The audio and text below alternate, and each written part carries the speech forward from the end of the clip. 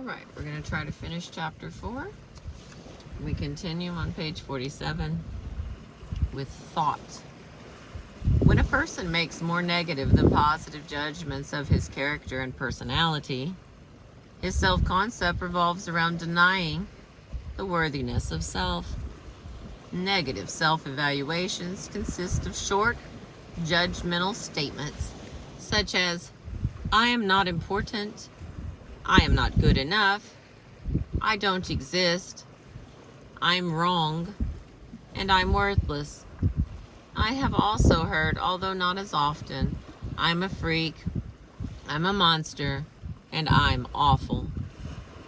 Negative self-evaluations are instilled in children whose minds are extremely impressionable. The judgments internalized during emotional trauma are the strongest and most dominant. A youngster who grows up with punishment and abuse experiences emotional trauma. At the same time, she integrates the hurtful behaviors and statements she hears, accepting them as direct reflections of her worth. The result is a denying self-concept that will continue through adulthood. Thus, a sensitive, talented artist hides his deepest secret, that he's a monster. A beautiful model thinks she is ugly. What negative self-judgments had Nancy developed from her situation? She told me that when she was ignored, treated as a non-person, she came to think, I am not here. I do not exist. A person with a denying self-concept has a deep sense that he is defective. He holds a low estimate of his value as a human being and responds to life in either a subhuman role or a godlike posture. In the first role, he lives on the outskirts of life, never expecting to be seen or recognized. And in the second, he sees self as the center of the universe, absolutely convinced that everything that happens concerns him. A denying self-concept creates a sense of inadequacy. A person who views reality through such a distorted glass finds a world filled with events that seem impossible to face. He experiences mistakes as deep wrongs that have proved the accuracy of his hurtful self-image. Nothing the individual accomplishes is good enough, important enough, or worthy enough to relieve this felt inadequacy. Since people hear, see, and communicate through the sieve of self-evaluations, someone who judges self-inadequate expects and hears the same judgment from others. Each day, therefore, events pile up, which he misinterprets as threatening. A simple statement from his supervisor, the data is missing, he translates as, you're incompetent, which is a negative self-evaluation. The adrenaline flows, which is the chemical, and the anxiety begins, which is the emotions. He avoids this vulnerable sensation by preparing to defend self. The anxiety changes to anger, a powerful sensation, as the thought, who does he think he is talking to me that way, resounds over and over again in his mind. A reservoir that creates and feeds ineffective anger does indeed fill, but its contents are not anger. It is filled with skewed thinking. The reservoir contains a mounting supply of negative self-evaluations that feed the denying self-concept. The person with low self-esteem seems filled with anger because he interprets and responds in a defensive, angry way to events that objectively are non-threatening. This behavior was habitual for Nancy, since she was always ready to protect herself. Her anger was always present, even when she was not aware of it. Alright, the next part. It's behavior. A person who feels a deep sense of inadequacy responds either aggressively or depressively, directing destructive anger outward or inward. Aggression is the response of an individual who externalizes anger. She knows she is angry and openly attacks others. The origin of this response, anger, is easy to recognize.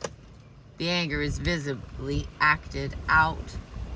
In fact, someone with this style incurs labels such as hostile, arrogant, and defiant.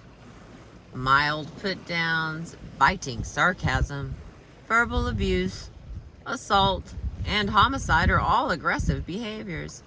Each has its own degree of destructive potential. Each is a violent attack on the emotional or physical well-being of another person. Now, on the other side, depressive behaviors occur when a person is unaware of his angry thoughts and feelings and directs them inward towards self.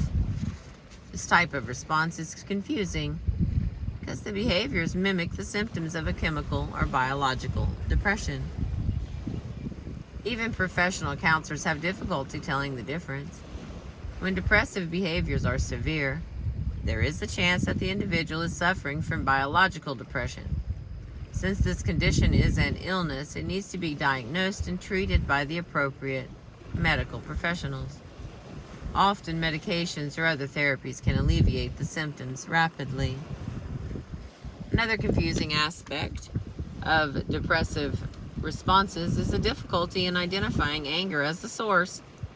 Hidden even from self, it is often masked with pleasant, socially acceptable defenses. The person may smile and laugh as though he were having a good time, while the physiological sensation of fear and anger rises. Some less attractive defenses, such as self-pity, also hide underlying anger. Poor me, I'm the one who always has to do the dishes when company comes, is a victim statement. Oh gosh. It was also true. So, well.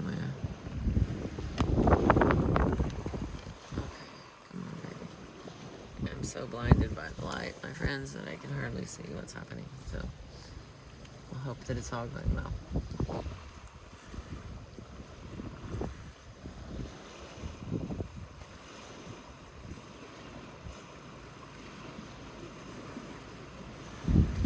Another confusing aspect of depressive... Oh yeah, there we go. I already read that. For me, okay. A more accurate expression of feeling is, I feel angry when I have to do the dishes after company. Whining, a self-pitying activity, and gossiping and backstabbing are behaviors that indicate anger. Pouting, Nancy's form of expression, is another unattractive defense that masks anger. Why questions, which clearly do not seek information, are statements of anger turned around. For example, I was sitting in a friend's kitchen when with her 4-year-old daughter. The child spilled her milk. My friend walked in and stopped at the doorway and asked the most ridiculous question I've ever heard. Why'd you spill your milk? Did she expect the youngster to respond, well, Mom, I decided to knock my elbow against the glass so I could investigate the effects of gravity on solids and liquids? This answer may seem ridiculous, but there is no sensible answer to the question because it is not meant to elicit a reply. My friend, in fact, turned around a different message. I feel angry that I have to mop the floor. Many parents use this form of non-communication. Why isn't your room clean? Why did you get an F on your report card? Or my personal favorite, why'd you hit your sister? Think of the answers to those questions. I didn't clean it. I'm stupid, and she's a jerk. A more accurate translation of each question is, I'm angry about the fact that your room isn't clean. I'm angry that you got an F. And I'm angry about your hitting your sister. Depressive behaviors occur in degrees of personal harm. such as mild put-downs to self, apathy, self-mutilation, inability to maintain life functions, such as eating and hygiene, and suicide. Each of these behaviors is violent, attacking the emotional or physical well-being of self. The aggressive and the depressive response styles are both destructive. The difference is the direction forward. The difference is the direction toward which the destruction is aimed. Usually non-assertive people use both styles to express anger, although one dominates more than the other.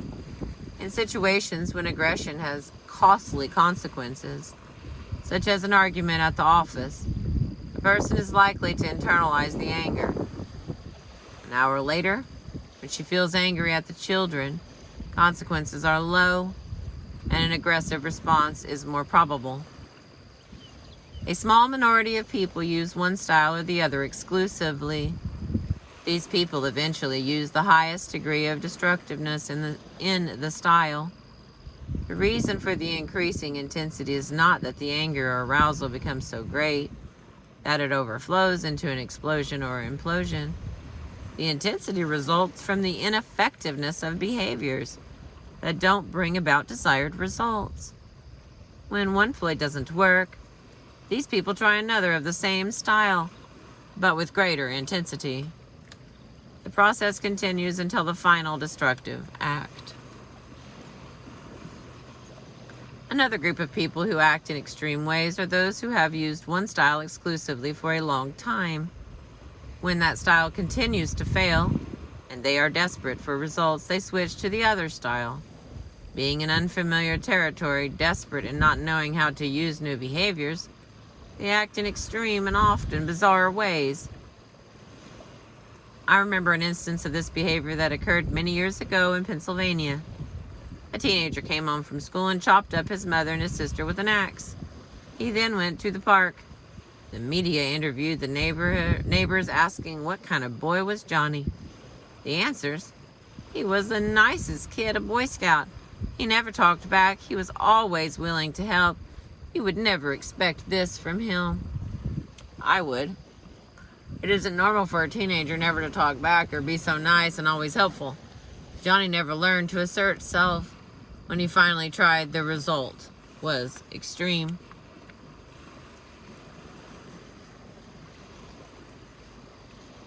Every child learns behavioral response styles in her home. Oh my Lord.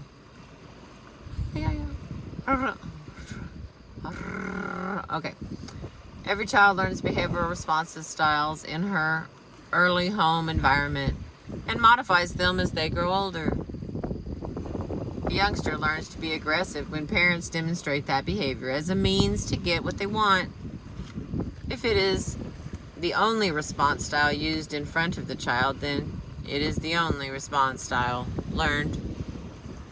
If a child hears sarcasm, then she learns sarcasm. When she witnesses violent behavior at home, she learns to be violent. A young person communicates with put-downs if the parents interact with put-downs.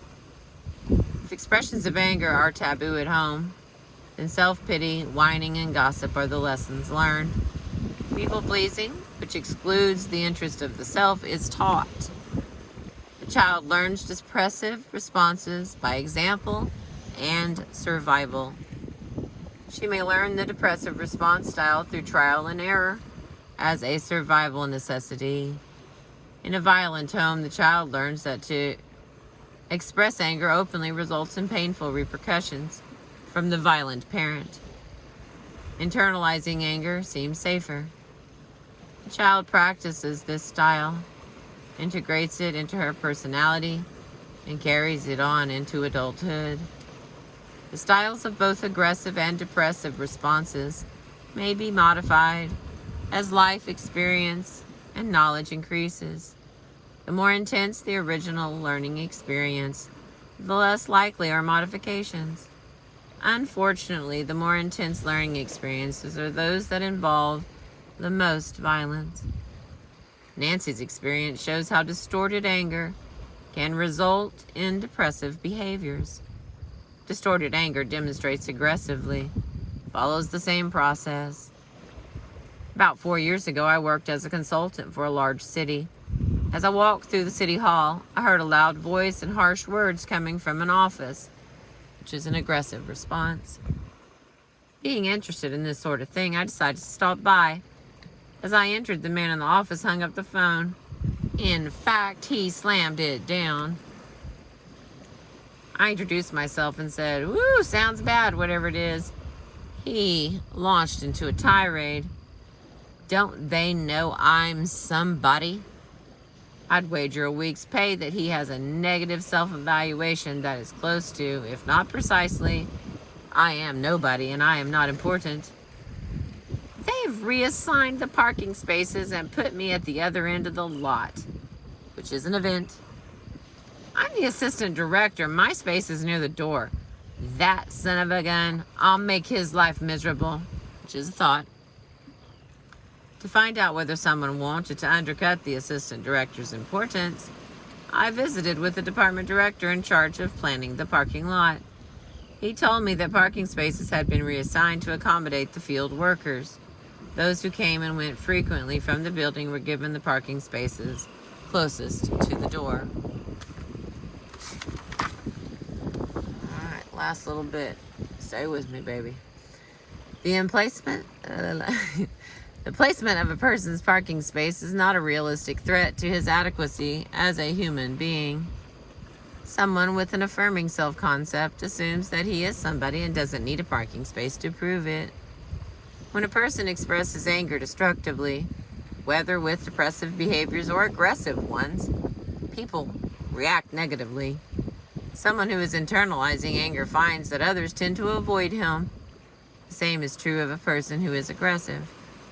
Most people avoid him, and some attack back. Whether people avoid or attack, the results are the same. A person's hurtful self-evaluations are validated and become stronger.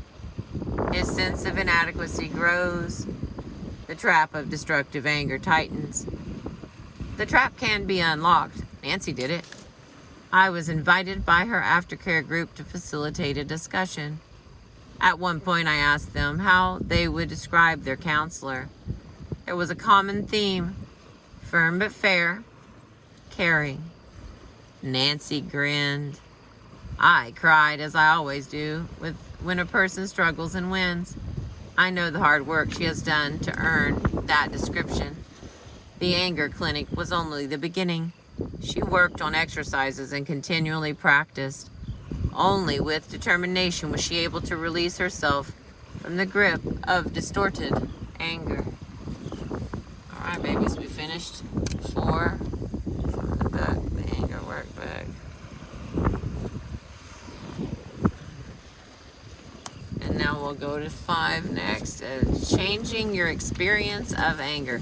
This book only has 6 chapters, so I know that not everybody's loving it, but I am enjoying refreshing my mind and sharing with my friends. Thank you. I appreciate you.